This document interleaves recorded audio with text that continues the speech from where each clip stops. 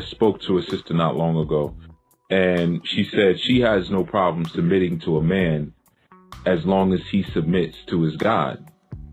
And, you know, my sentiment towards that was, you know, this still is a woman who doesn't want to submit, because she has to still see something outside of that man that can put him into subjugation.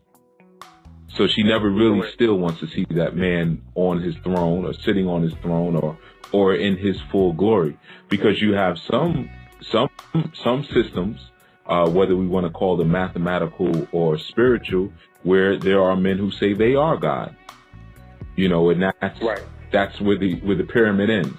So then what do you do in that situation? Now this man is going to call for total cooperation and support, you know, underneath his mission and his plan. And there really is nowhere to wiggle out from with that, you know. So what are your feelings in terms of, you know, yeah, right. You know, so just in terms of women who desire to always know that there's someone to hold you in check to, you know, what are your thoughts on that? And sometimes it's an elder, by the way. It may not even be your God, but I find that it's easier to make it God because that's more subjective and mutable and open to interpretation. Right. And you know, the fact that the Creator is not going to pop up out of the sky and say, boo, this is what I want you to do. Like, you know, try to scare you into submission. See, and that's their escape clause, because they're trying to manipulate you into going for the okie doke.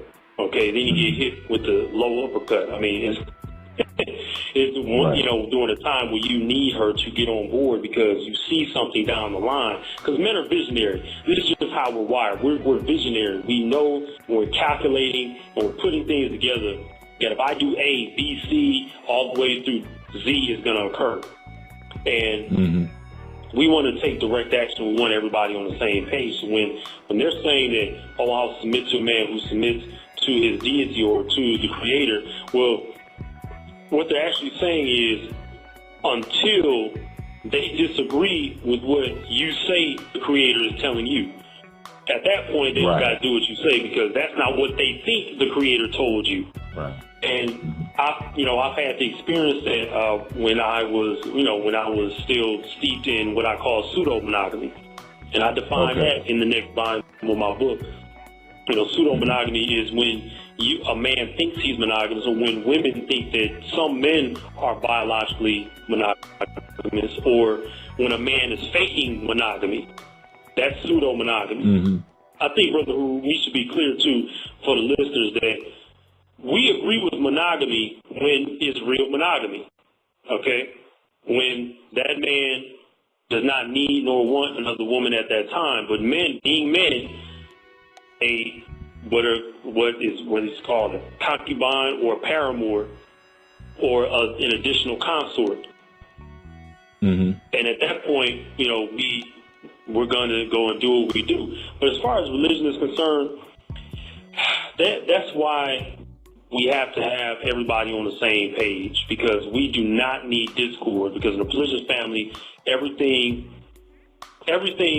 is every facet of our economy is